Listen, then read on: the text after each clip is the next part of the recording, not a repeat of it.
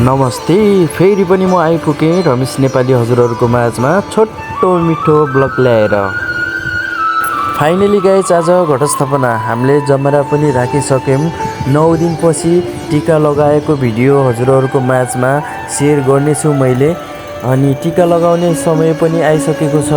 अनि यो मेरो चाहिँ छोरा आन्टी, यो मेरो छोरी सबै तयार भइसकेका छौँ हामी टीका लगाउनलाई। हाम्रो मामाले जमरा काट्दै हुनुहुन्छ अनि जमरा लगाउने कार्यक्रम हुँदैछ। अनि हाम्रो मामाले जमरा लगाइदिनुहुन्छ सबलाई। घरको मेन मामा हुनुहुन्छ, त्यहाँ पुग्ने अङ्कलहरू हुनुहुन्छ, आन्टीहरू हुनुहुन्छ, मम्मीहरू हुनुहुन्छ, मेरो बुढी छ, अल फ्यामिली मेरो घरको छौँ होइन। हामी सबै मिलेर आज टीका लगाउँदैछौँ। नेपालमा नभए नि इन्डियामै भए पनि टीका लगाउने कार्यक्रम भइरहेको छ। परदेशको जिन्दगी होइन, अब यस्तै भइरहेको छ। अहिले भने हाम्रो अङ्कल र मामाले टीका लगाउँदै हुनुहुन्छ।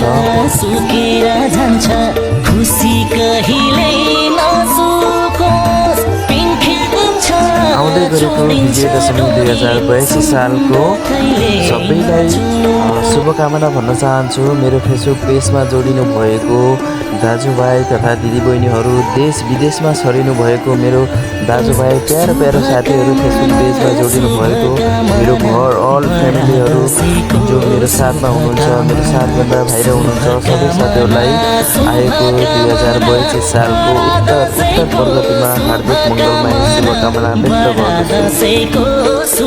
फाइनल्ली गाइस अहिले भने मेरो बुढी र मामाको हातको टीका चालु हुँदैछ।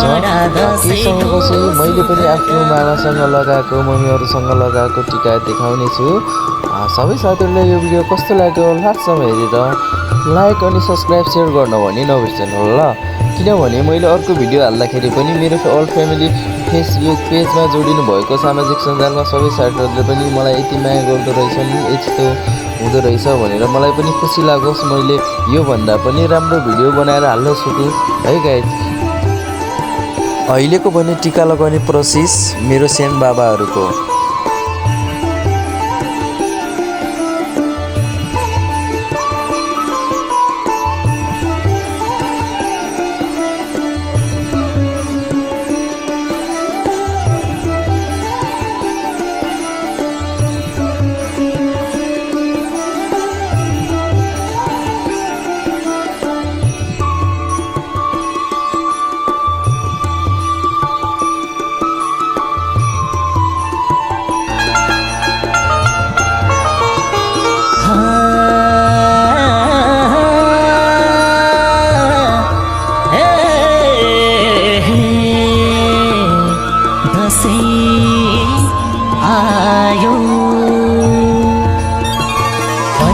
दिनमा दसैँ आउँछ, दशा कसैको नभनोस्, टीका खस्छ नि।